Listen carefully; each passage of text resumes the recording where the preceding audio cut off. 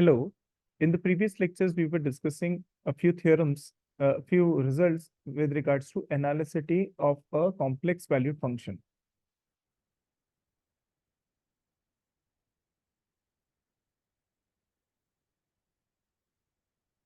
In today's lecture, again, we are going to write some results and let us discuss this particular topic in little more detail. So let us start with a simple question or simple result as such. If you remember, we had done a few things. The first thing was one must remember that if at all I'm saying that at a particular function z naught, my function is analytic.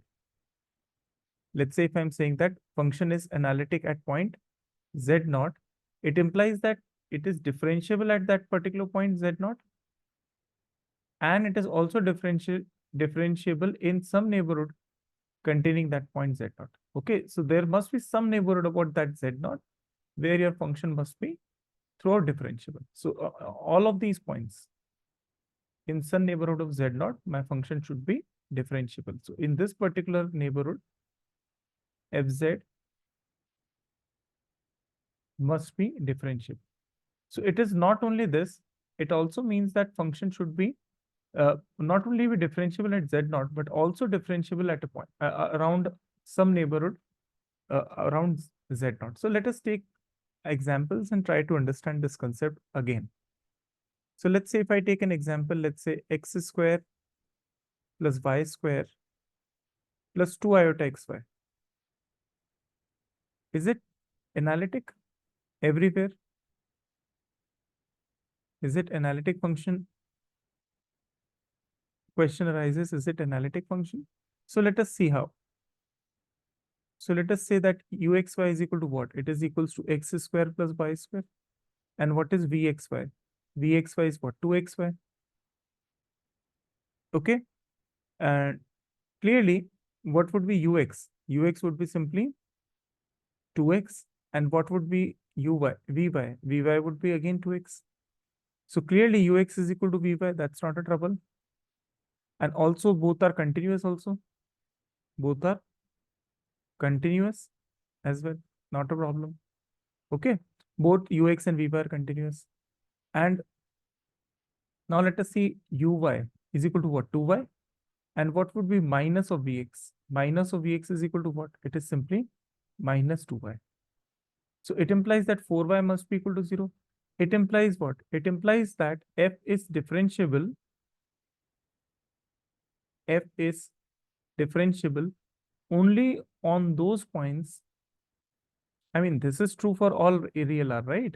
2x is equal to 2x. It is true for all x belongs to real. Okay. It is only true for all on those points which lie on x-axis, because y equal to 0 means what? Y equal to 0 means you are talking of x-axis only, and x belongs to r. Okay, so Cauchy-Riemann conditions are holding good, if you remember, and the ux, vx, uy, and vy all exist. They all exist and they are continuous as well. See, clearly they're continuous. 2y is a continuous function, minus 2y is a continuous function, 2x is a continuous function, 2x is continuous. So clearly, Cauchy-Riemann conditions are met, all the first order partial derivative exist and they're continuous. It implies that function is differentiable. So function is differentiable, but with the condition that Cauchy-Riemann conditions are dictating that this particular differentiability only exists if y equal to 0. It implies that function is differentiable only on those points which lie on the y-axis. Now let us come to the point. The point is whether the function is analytic or not. See, function is differentiable only on the points which lie on the x-axis. And if they're, let's say, if I'm talking of any arbitrary point, and if I make any small neighborhood as small as possible, then it will contain all these points which do not lie on x-axis, and clearly function is not analytic. Let me articulate it in more ordered fashion. So what I'll do, I'll simply take a arbitrary point. So just if I have to write it in exam or somewhere, if I have to demonstrate it, what I'll do, I'll simply take a point. Let's say, let us take any point. Let us take a point x naught on, let's say any arbitrary point, okay? Arbitrarily. Let us take any point x naught arbitrarily. Okay, so on on x-axis, I have taken any point x naught. Okay, if I construct any del neighborhood, let me construct any del neighborhood. So let me construct any del neighborhood of any del neighborhood, as small as you may please. Okay, to construct del neighborhood of z naught. I mean, this del can be as small as possible. Okay, now just consider one point. I'm saying only one point from which I'm going to reject it. Just consider one point which lies here. And let's say this point is clearly, let's say this point is z is equals to z naught plus iota del by 2. So clearly, every neighborhood of every del neighborhood of z naught will contain point of kind z naught plus iota del by 2. Clear है? It is very much clear that however small you might try to make this del neighborhood, every time you're going to encounter a point which is z naught plus iota del by 2. And do you really think that function is differentiable if it is not? And at this point, f is not differentiable. So what was our condition for analyticity? That if my function is analytic at a point z naught, then it must be differentiable at z naught and differentiable in some neighborhood containing this z naught. So I've taken a neighborhood of del radius. Anyway, if I want to take any point like z naught plus iota del by 2, it is going to be contained in this del radius only. And such point is that point, this point is such a point where function is not differentiable. So clearly it proves that fz is not analytic. Okay, so all other points it was not differentiable. It is only differentiable on x-axis, and all the more what is happening, since it is differentiable on x-axis, on even for as small as possible neighborhood, if I try to make for a point which lies on the x-axis, there would be points where your function is not differentiable. So is not analytic. Rather, I would say fz is analytic nowhere.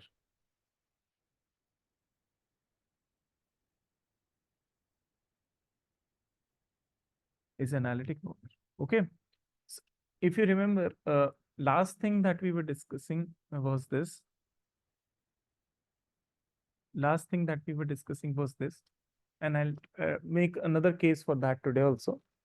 So last class we were discussing rather, I would say, that if D is a domain, which is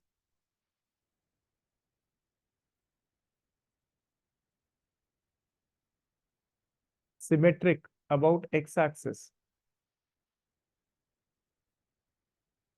Okay, so let us say D is a domain which is symmetric about x-axis,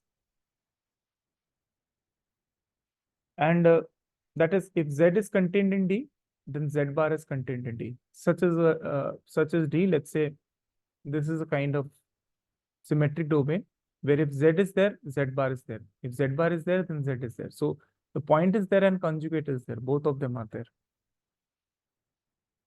Now, if I'm saying that fz is analytic if and only if fz bar full bar is analytic, what do you think? Is it true statement or not? So let us consider that if fz is analytic, okay, if fz is analytic.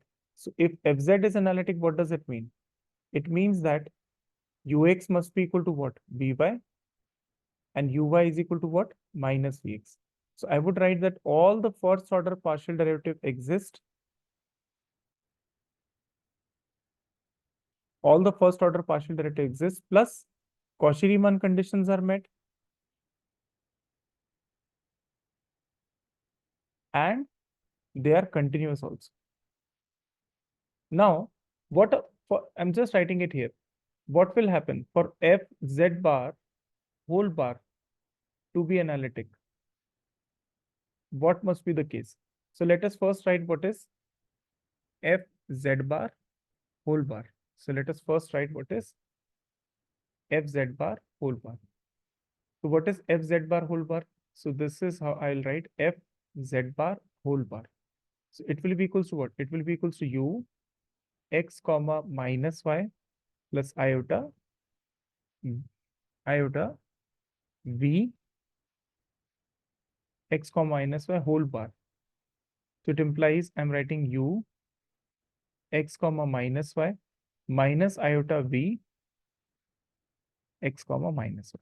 So here I would write that capital U, which is a real, which is the real part of this f z bar whole bar, which is u x comma minus y, and I'm writing v as capital V, which is nothing but the imaginary part of f z bar whole bar, which is simply minus v x comma minus y.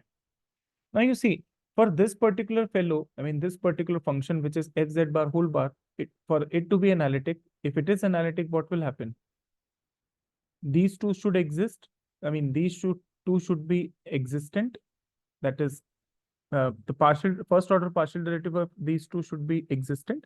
They must be continuous, and Cauchy-Riemann conditions should hold good.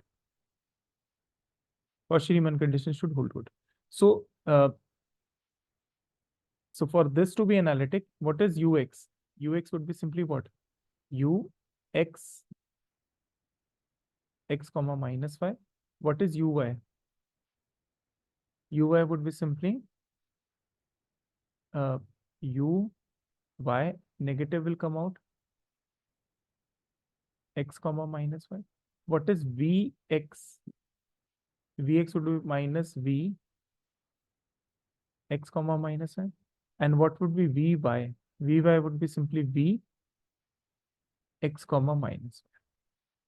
Okay, so all these things I have written. Oh, so sorry. What is vx and vy? Okay. So in other words, if I want to write it in simpler manner, I'll simply write ux, I'll simply write minus uy, I'll simply write minus vx, and I will simply write vy. Okay. So if fz is analytic, all the first order partial derivative exist, first thing, they are continuous, second thing, and Cauchy-Riemann conditions are holding good. So if ux is continuous, okay. If uy is continuous, so so scalar multiple of ui, that is minus ui, would be continuous. If vx is continuous, then minus vx is also continuous.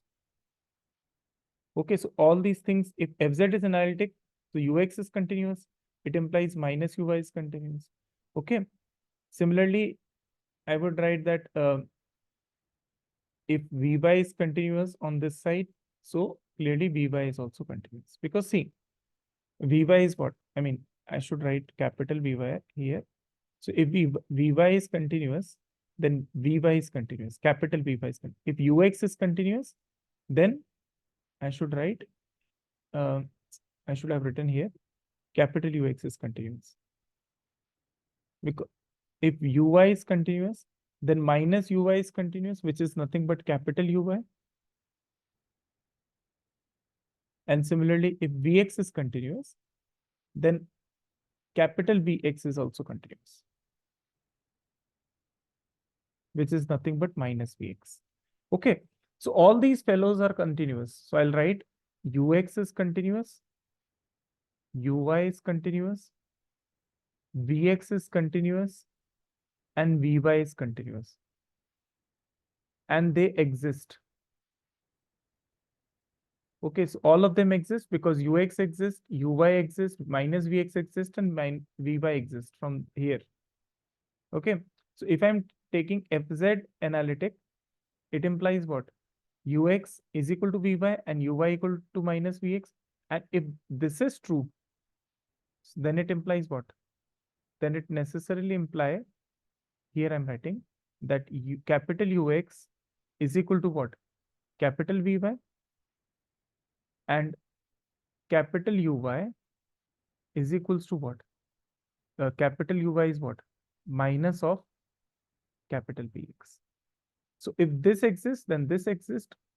All these first order partial derivative exist. If all these first order partial derivative exist and are continuous, so therefore all these partial order derivative exist and are continuous.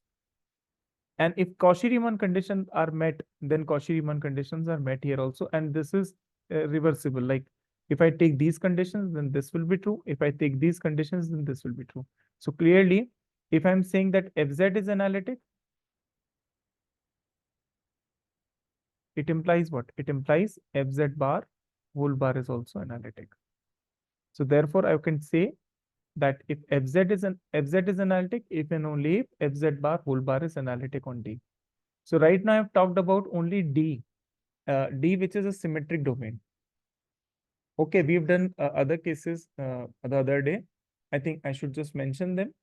One of the cases that we did was that Fz is analytic.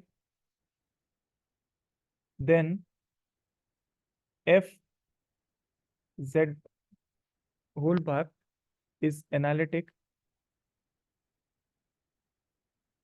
if and only if f is a constant function.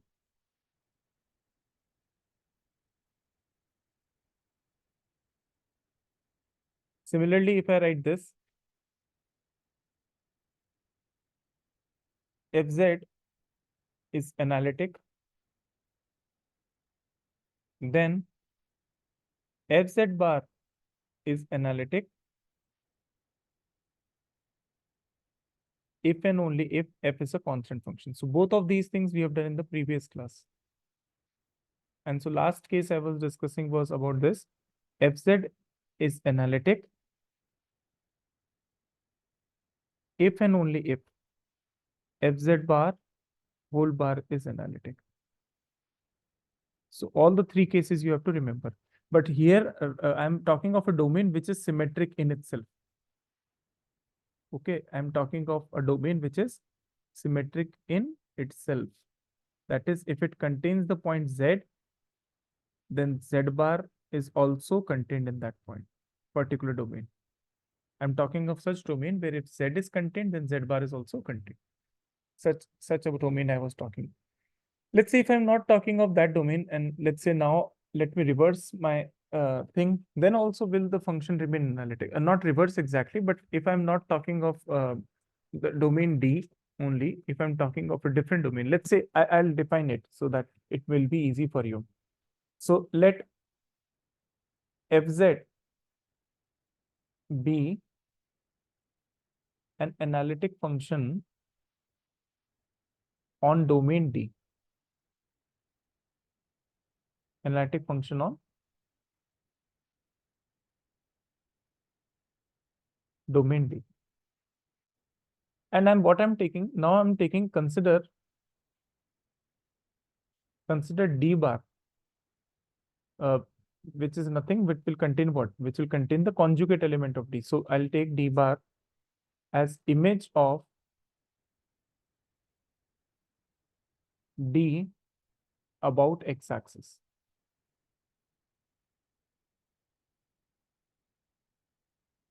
Okay, so that is what will D contain? So D bar would contain all those points such that Z bar contained in D. So basically, if I'm taking D bar, so D bar would contain all those points. If I take a conjugate, they will come in D. So basically what I want to say is that if this is my D, this would be my D bar. So if I'm taking some point Z, so Z bar would be contained. If I take Z point here, its bar would be contained in Z. Okay, so this is how it is. And now I'm asking, one of the questions that I did previously was through Cauchy-Riemann condition. Now I'm asking only one part of it. Then let us define a new function. Let us define a new function which is fz, which is nothing but fz bar whole bar. We have to prove that. We have to prove. We have proven it, but now let us prove it in the more basic way. We have to prove that fz bar whole bar is analytic in D bar. Okay, so earlier I was talking of a single domain where both Z and Z bar are contained. Now I'm talking of a different scenario. I've, I've told that here in this particular domain, fz is analytic. Now I'm asking in this particular domain, which is D bar, whether fz bar whole bar is analytic. I'm asking now that in this domain, which is fz bar whole bar, is it analytic in this particular domain? Fz is analytic in this domain, that is in D. Now I'm asking whether in this domain, which is D bar, fz bar whole bar is analytic or not. Okay, so I've just played with little bit with the question only. So let us demonstrate this thing. Okay, so I'll do it in very basic manner. Let us see if you're able to understand. So let me first take a arbitrary point. So let us take an arbitrary point. Just take an arbitrary point. Arbitrary point in D bar. Okay. Okay.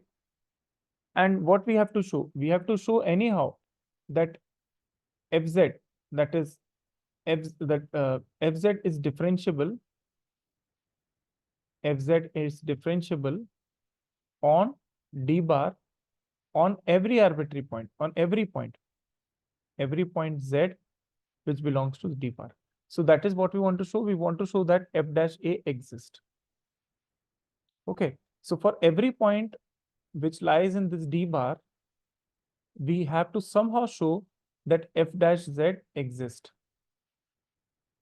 So I've just taken a point, arbitrary point. Let us take an arbitrary point A belongs to D bar, and I have to show that f dash A exists. Okay, I'll show that f dash A exists.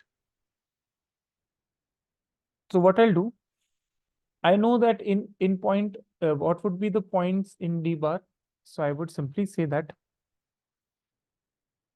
it will be of type D bar. So basically what I'm trying to say, see, I have to prove that if I take any point A belongs to D bar, I have to show that on all of such points, because A is arbitrary, the function is differentiable. So I have written that if I take any arbitrary point A belongs to D bar, if I am able to show that f dash A exists, it implies what? It implies that fz is differentiable at each point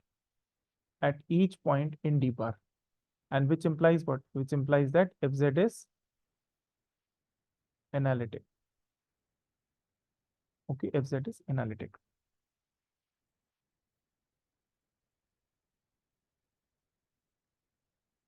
Now really understand what is fz. Fz is nothing but it is fz bar and whole bar. So if I'm placing A here, I'll be talking of something like A bar here. Okay, but remember, F is analytic in domain D. Okay, that you have to remember. So what I'll do, let us also consider some notation. Let's say A bar I'm writing as V and Z bar I'm writing as omega, so that things will become easy for you. So what I've done, I've taken Z bar as omega, I've taken A bar as B.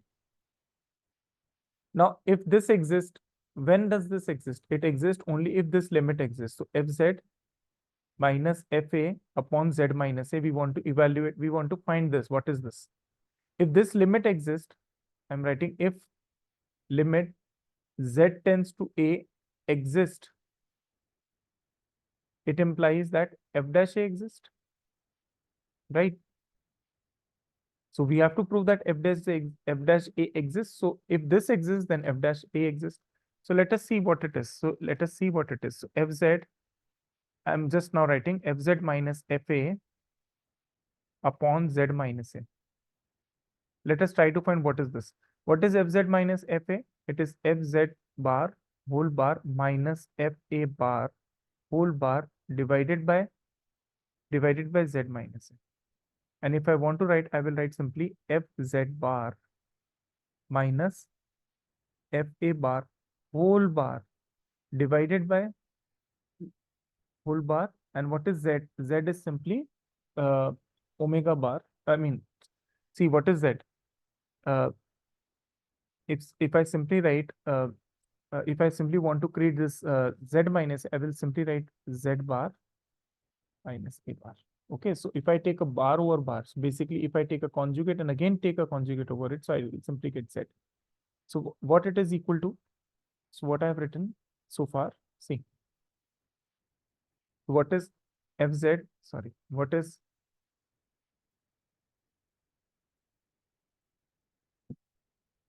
fz minus f of a divided by z minus a? It is equals to f z bar minus f a bar divided by z bar minus a bar and this whole bar. Okay, so if I write this and this, they are one and the same thing. So basically, I have written what? If I'm writing x bar upon y bar, I have simply written x by y whole bar. I hope it is clear. So what it is? It is equivalent to writing what? It is equivalent to writing a whole bar. What is z bar? Z bar is simply omega. So I've written f omega minus what is a bar? A bar is simply b. So I've written b here upon what is z bar? Z bar is again omega and this is b. Now understand one thing. Now if I say that where does a lie? So a clearly lies in d bar, right? A clearly lies in d bar. Okay, right or wrong? A clearly lies in d bar, and z also lies in d bar because we are talking of f, capital F, right? So you know that this capital F is what? Capital F is f z bar. See what I wanted to say. Uh, so what I was talking about, that let us take any point d bar in d bar, that is a is in d bar. So basically I was trying to prove that fz is differentiable in at any point d bar. So what this z will also exist in d bar only. Okay, so this z will also exist in d bar only. So what I wanted to convey was that both z and a bar exist in d bar. Sorry, both z and a exist in d bar, right? Why it is not happening? Okay. Okay, so sorry about it. Okay, so both Z and A exist in D bar, right? Then we know that by definition, Z bar is what? Z bar is equal to omega. And we know that what is A bar? A bar is B, and both of them will lie in D by definition of the question. So by definition itself, we knew that if we are taking some points here in D, these are the points in D bar. So basically what D bar would contain? D bar would contain all those points such that the bar of all those points should exist in D. So if I'm saying that Z and A exist in D bar, then Z bar would exist in D and A bar would exist in D. I mean, A bar would be contained in D and Z bar would also be contained in D. Okay. Now remember that argument of function, conjugate of a function, what it is? It is simply x minus iota y. And clearly it is a continuous function. Clearly it is a continuous function. All you need to see is that both ux and uy are continuous. Both ux and ui are continuous. So clearly this is a continuous function. So if z tends to a in d bar, if I consider this particular function, let's say I'll write gz, which is simply z bar. Since g is continuous, it implies that gz must tend towards g of a. And what is gz? Gz is simply z bar should tend towards what? G of A is A bar. G is conjugate of a function. Remember that conjugate of a function is a continuous function. So if Z tends to A in D bar, then GZ should tend to GA, that is Z bar should tend to A bar. And what is Z bar? And where it will be contained? In obviously D. What is Z bar? Z bar is simply omega and this towards B. Okay. So now let us evaluate this particular ratio in the limiting condition. So limit Z tends to A, what it is equals to? It is Fz minus F of A divided by Z minus A. It will be equals to, if Z tends to A, it means omega tends to B. So I can simply write limit omega tends to B, F omega minus FB divided by omega minus B and this whole part. And remember, we know that F is an analytic function. So this limit would exist and this limit would be equals to what? F dash B and whole bar. Since, I'll write since F is analytic on D. So what I'm getting, F dash B whole bar. And what is B? Again, it is nothing but A bar. So it implies that this limit exists. It implies that F dash A exists. And rather it is equals to what? It is equals to F dash A bar and this whole bar. It implies what? Since F dash A exists, it implies that Fz is differentiable at each point in D bar. It implies that Fz is analytic on D bar. So if your function Fz is analytic on this domain, D, then another function which is Fz bar whole bar is analytic on D bar. This is what we have proven here. So earlier I gave you one question, gave you one argument, I gave you one question, or you can say point, where I just mentioned that if D is symmetric, then that certain case was there. If I'm saying here also D is a symmetric case only, but now I'm talking of all these points here, D bar, and now I'm talking with respect to this. So little bit variation. This may also be asked in the exam. So I actually gave you this particular